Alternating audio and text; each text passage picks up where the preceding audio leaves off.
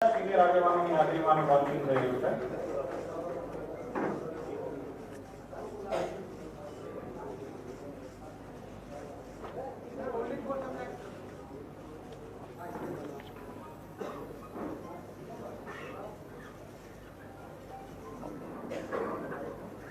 Okay,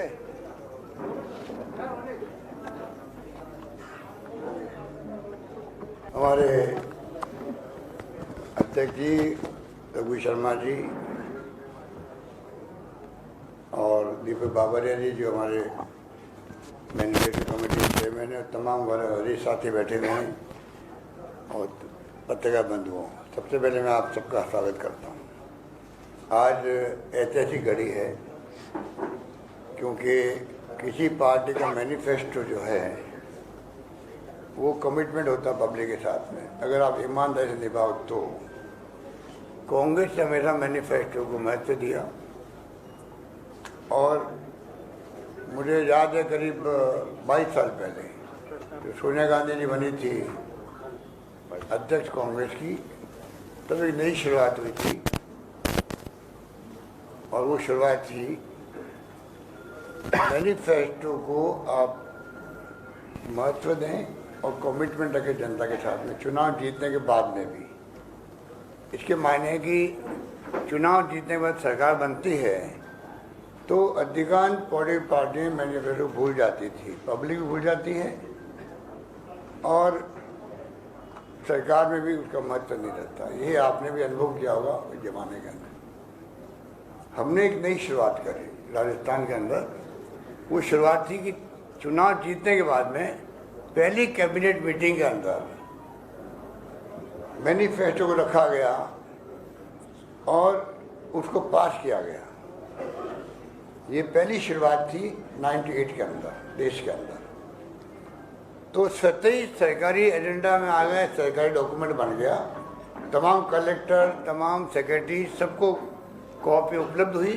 extra छपानी पड़ी, हमने छपाई, पर पूरे राजस्थान में कलेक्टर तक में कॉपी गई कि ये हमारा मैनिफेस्टो जो था चुनाव जीतने के पहले वादे किए थे, हम चाहेंगे कि इसके आधार पर वादे निभाएं हम लोग और उसी ढंग से आपको भी फैसले करने हैं तमाम अधिकारियों को। एक घोषणा पत्र का जन घोषणा पत्र भी राहुल गांधी जी के वक्त आया है।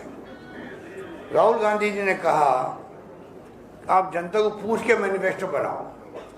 उसके पहले कमेटी बनती थी नेताओं की और वो अपने हिसाब से नाप तोल करके मैनिफेस्टो बनते थे। ये जो राहुल गांधी जी की सोच थी, इसमें हमें जनता को पूछ करके उनकी भावना क्या वो परिलक्षित होनी चाहिए मैनिफेस्टो के अंदर। उसके बाद में आप देख रहे हो कि जन घोषणा पत्र जारी होने लग गए। सिस्टम वही रहा है। चुनाव जीतने के बाद में मैंने जब मैं मुख्यमंत्री दूसरी बार बना तब भी और तीसरी बार तब भी, हम तीनों बार हमने उसको कैबिनेट में रखा है, पहली कैबिनेट के अंदर रखा है। और आप देखेंगे कि गुजरात के अंदर आप लोग प्रदेशवासियों को मैं आह्वान करना चाहूँगा, मैनिफेस्टो बहुत शानदार आ रहा है, प्रतिबद्धता के साथ आ रहा है, समर्पित है जनता के लिए। और जो राहुल गांधी की भावना के साथ में जो भाड़े जोड़ो यात्रा चल रही है, चाहे महंगाई का मुद्दा हो, चाहे बेरोजगारी का मुद्दा हो, या जो देश में जो माहौल तनाव का, हिंसा का, वो समाप्त हो, प्यार मोहब्बत और भाईचारे से हम लोग रहें, ये मुद्दा हो, या शिक्षा हो या स्वास्थ्य सेवाएं हो या किसानों के मुद्दे हों, तमाम मुद्दों का समावेश किया गया है। और यहाँ पे भी आप देखेंगे कि सरकार बनने के बाद में पहले कैबिनेट के अंदर यही मैनिफेस्टो जो है वो सरकारी डॉक्यूमेंट बन जाएगा। मैं आपको विश्वास दिलाता हूँ। इस रूप में हम लोगों ने एक नई शुरुआत करी है और जो कमिटमेंट किए गए हैं, पहले चार्जशीट जारी की गई बीजेपी सरकार के खिलाफ में, उसका बड़ा महत्व है। चार्जशीट जारी करना कांग्रेस के लिए एक मैसेज है पब्लिक को, इनके खिलाफ क्या क्या चार्ज लगते हैं। चार्ज तो बहुत सारे होते हैं और वो जनता को दिख भी रहे हैं। आज सत्ता विरोधी जो लहर चल रही है गुजरात के अंदर, क्यों चल रही है? इसलिए लोगों ने देख लिया 27 साल के शासन को और विशेष रूप से 5 साल के शासन को। कोरोना में लोग मर गए, बचा सकती थी सरकार। आज गुजरात सक्षम राज्य है देश का, आज़ादी के पहले से ही। क्या कारण है कि इतना कमजोर हो गया, एक महामारी विश्व स्तर पर आ गई। राजस्थान जैसा स्टेट मुकाबला कर सकता है, नंबर 1 बन सकता है देश के अंदर। भीलवाड़ा मॉडल हमारा राजस्थान में नहीं बल्कि दुनिया में पहुंच सकता है। उसको आधार बना के सबने मुकाबला किया कोरोना का। तो क्या कारण है? यहाँ तो सब संपन्न साधन सब मामले हैं। अस्पताल से भीड़ लगी रही अस्पताल के बाहर और वहाँ पे ड्रिप चढ़ती गई, क्या नहीं होगा। शराब से लोग मर गए, जब शराबबंदी है, नकली शराब बना पीने पड़ता उनको। और मौलवी के अंदर क्या हुआ मालूम आपको? मैंने तो सुना बाद में 12 लाख रुपये खर्च हुए। आप कल्पना कीजिए, 135 लोगों की जान चली गई। और मैं आज फिर कहना चाहूँगा आप सबके माध्यम से सरकार को, और आपको भी रिक्वेस्ट करूँगा, आप मौलवी की घटना को गंभीरता से समझें कि एक हाईकोर्ट के सिटिंग या रिटायर्ड जज से कमीशन बैठाने की तकलीफ क्या सरकार को? वो क्या करेगी? वो कम से कम बयान लेगी, तय तक जाएगी किस कारण से ये ब्रिज गिरा है, गलती किसकी रही, किसने कोताही बरती हुई तो करेगा, और क्या करेगा। और सजा मिलेगी लोगों को तो आगे कम से कम भय रखेंगे कि पता नहीं ऐसी नौबत नहीं आनी चाहिए। यही तो गवर्नेंस होती है। गवर्नेंस यहाँ पर बिल्कुल जीरो है। पूरी कैबिनेट बदल गई, मुख्यमंत्री सहित, ये भी एक उदाहरण है क्यों बदल गई। ये तमाम बातें आपके सामने हैं। सरकार जो है ये मैनिफेस्टो के माध्यम से न्याय कमीशन बनाने जा रही है, जिससे कि वो मॉनिटरिंग कर सके। मैनिफेस्टो की मॉनिटरिंग, जन घोषणा पत्र की मॉनिटरिंग सरकार बनने के बाद में कैबिनेट में तो हो ही होगा वो। उसके बाद में सरकारी अधिकारी जो है, चीफ सेक्रेटरी लगाकर कलेक्टर तक, सेक्रेटरी तक, वो कौन कौन से काम मैनिफेस्टो में लिखे हुए हैं, कहाँ तक आगे बढ़े हैं, कौन से फैसले होने बाकी है, उसकी मॉनिटरिंग करने के लिए अलग से आपको न्याय कमीशन बनाया जाएगा। ये इस प्रकार की प्रोविजन किए गए मैनिफेस्टो के अंदर। इसलिए आपको मैं इतना ही कहना चाहूँगा कि अभी आपको मैनिफेस्टो के बारे में बताएंगे। जो वचन दिए गए राहुल गांधी जी द्वारा, उनको मैं रिपीट नहीं करना चाहता, और वचन कोई एक्स्ट्रा हुए हैं, बढ़ाए गए हैं, तो वो आपको बाबूराय जी बताएंगे।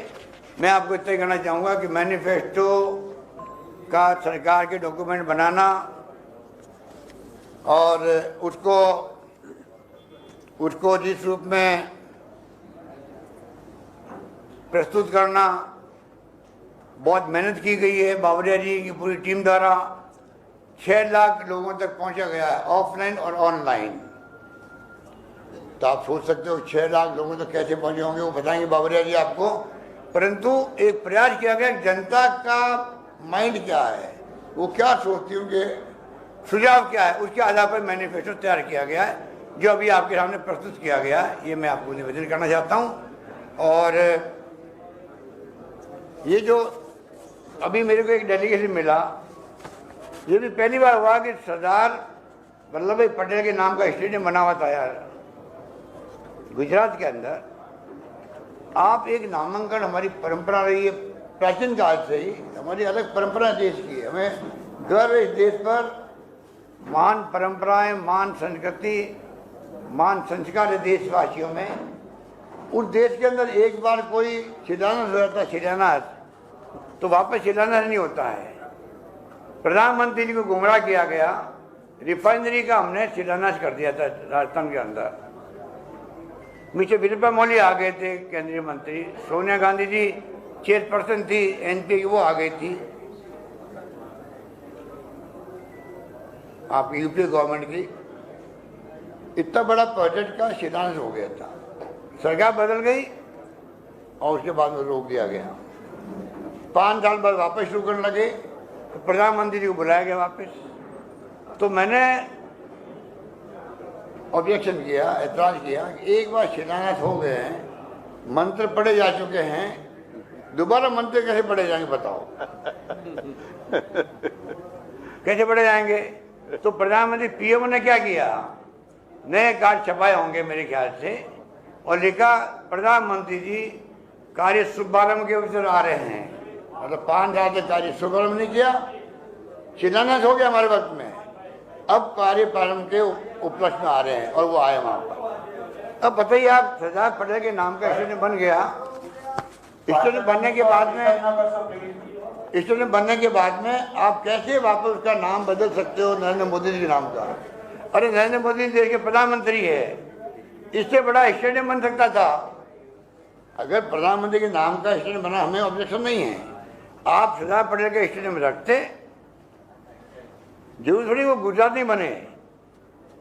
प्रधानमंत्री के नाम का स्टेडियम गुजरात के अलावा भी कहीं बन सकता था नरेंद्र मोदी के नाम का, उससे बड़ा होता है, इससे कोई एतराज नहीं होता। एक नामांकन होने के बाद में कैसे आप बदल सकते हो? अभी सुबह सुबह मेरे पास मिलने आगे लोग, तमाम डेलीगेशन, और बड़े गुस्से में थे वो। हमने अभियान चला रखा है गुजरात के अंदर कि ये नामांकन बदला गया, इनको वापस ठीक किया जाए। ये कहने के लिए आए मुझे गांव के लोग, उनके गांव के लोग भी थे, सरदार पटेल के गांव के लोग थे। तो ये जो इस प्रकार की जो आपके यहाँ परंपराएं डाल रहे हैं बीजेपी वाले, वो मैं उसको किसी रूप में उचित नहीं मानता हूँ। बाकी हमारे जो मैनिफेस्टो है वो भी आप सुनेंगे, उनके मुख्य मुख्य पॉइंट आप चिंतन करेंगे, मनन करेंगे। मैं समझता हूँ उस पर आप जितना हमें सहयोग करेंगे, आर्टिकल लिखना हो, न्यूज़ बनानी हो, आपके ऊपर रहेगा। मीडिया का चौथा स्तंभ है, मैं तो उसको बहुत महत्व देता हूँ ज़िंदगी के अंदर बचपन से ही। और मैं उम्मीद करता हूँ कि मैनिफेस्टो का जो सेंक्टिटी है, सेंक्टिटी रखने वाला काम हमारा है, जो पहले नहीं रखी जाती थी। आज सेंक्टिटी के साथ हम बात करना चाहते हैं आपसे कि गुजरात के फ्यूचर को देखते हुए, जो आज़ादी के पहले से मजबूत राज्य था, कमजोर पड़ता जा रहा है समय के साथ साथ में। इंडस्ट्री बंद हो रही है, बेरोजगारी की बहुत बड़ी समस्या यहाँ आ गई है, जो कि आश्चर्यजनक है। महंगाई की मार यहाँ पे भी है, और शिक्षा, स्वास्थ्य और कर्मचारियों की स्थिति क्या है। और लास्ट पॉइंट मैं कहना चाहूँगा ओपीएस के बारे में। हिमाचल प्रदेश में तो हवा चल रही है, आंधी चल रही है कि आप मतलब ओपीएस लागू करें। हमारी सरकार हिल गई वहाँ पर। प्रधानमंत्री को बार बार वहाँ आना पड़ रहा है, प्रधानमंत्री को यहाँ भी आना पड़ता है। वहाँ खुले में लोग हल्ला कर रहे हैं, कर्मचारी, किसी कीमत पर आप हमें ओपीएस लागू कीजिए। यहाँ भी कर्मचारी में गुस्सा है, पर यहाँ भय है, साथ में भय के कारण कर्मचारी बोल नहीं पा रहा बेचारा। यहाँ का भला कर्मचारी है, मन के अंदर आक्रोश उसके भी है, क्योंकि सब चाहते हैं सोशल सिक्योरिटी मिले। कौन नहीं चाहेगा? हमने पहल करी है, छत्तीसगढ़ में हो गया है, पंजाब में लागू हो गया है, झारखंड में लागू हो गया। धीरे धीरे सब राज्यों को करना पड़ेगा। प्रधानमंत्री जी, मैं कहना चाहूँगा, आज तो आप नहीं मान रहे हो, वक्त आएगा आपको ही हमारी बात स्वीकार करनी पड़ेगी। सोशल सिक्योरिटी कर्मचारियों को देनी पड़ेगी, केंद्र में भी, राज्यों के अंदर भी। आज बीजेपी की तमाम राज्यों ने तय कर लिया है कि हमें किसी कीमत पर ओपीएस लागू नहीं करना है। ये उनका ध्येय बन गया है सब लोगों का, जो कि मैं उचित नहीं मानता हूँ। हमने पूरी स्टडी करने के बाद में एनपीएस का मैंने पहले भी आपको कहा, मैं वापस रिपीट नहीं करूँगा, शायद मैंने हिमाचल में कहा होगा। ह्यूमन राइट कमीशन विरोध कर रहा उसका, नंबर 1 हिमाचल में मैंने कहा प्रेस को। नंबर 2 CNAG, वो कह रहा 15 साल हो गए, 16 साल हो गए, अभी तक उसके नियम ही नहीं बने हैं। एनपीएस की जो नई पेंशन योजना है, ना उसके नियम बने हैं, ना प्रोसेस क्या होगा, कैसा अमाउंट कैसे मिलेगा, कोई अभी तक कार्रवाई नहीं हुई है। आप बताइए, और एनपीएस चल रही है अभी तक भी, नंबर 2। और नंबर 3, जुडिशियल पे कमीशन ने भी कहा हम इसको स्वीकार नहीं करते हैं। और इसलिए इनको कई राज्यों को खाली जनता को भ्रमित करने के लिए कमेटी बनानी पड़ रही है। हिमाचल भी है।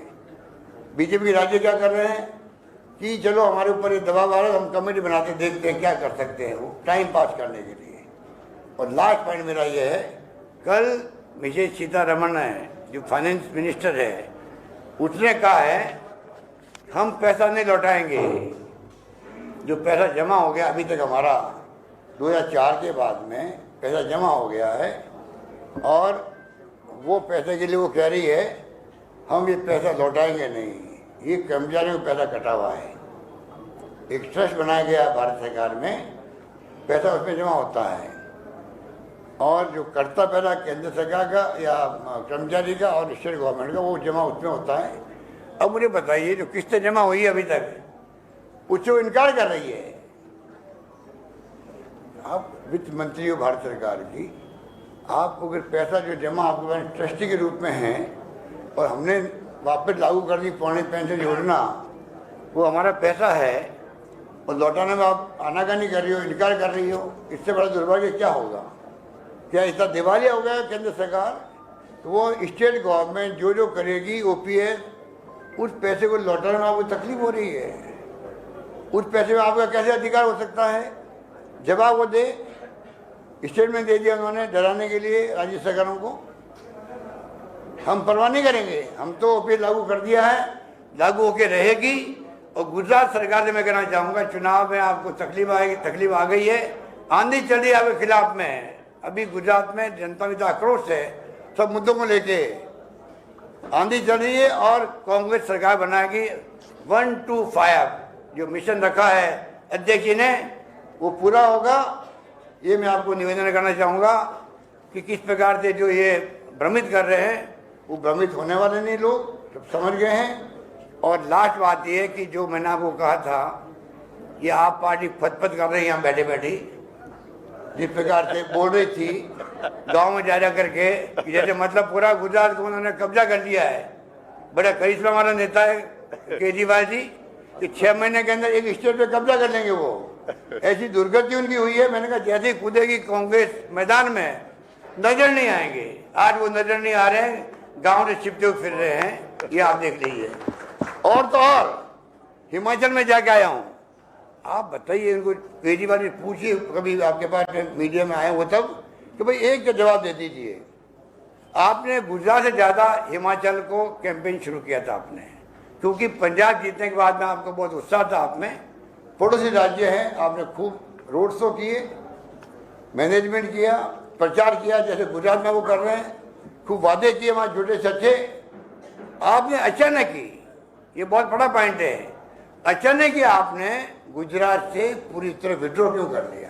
हिमाचल, सॉरी गुजरात नहीं, हिमाचल से आपने विड्रॉ क्यों कर लिया पूरी तरह? मतलब वहाँ कैंपेन जीरो कर दिया अपना। क्या कारण है इसका? या तो आप बीजेपी जिताना चाहते हो, वहाँ पर आपकी मिली भगत है, इसलिए आपने अपना कैंपेन हिमाचल में विड्रॉ कर लिया है। उम्मीदवार खड़े रखे हैं वोट तोड़ने के लिए कांग्रेस के। ये बहुत बड़ी चाल जो इनकी है, वो खुद एक्सपोज हो गए हैं। और जनता कभी गुजरात में स्वीकार नहीं करेगी। धन्यवाद।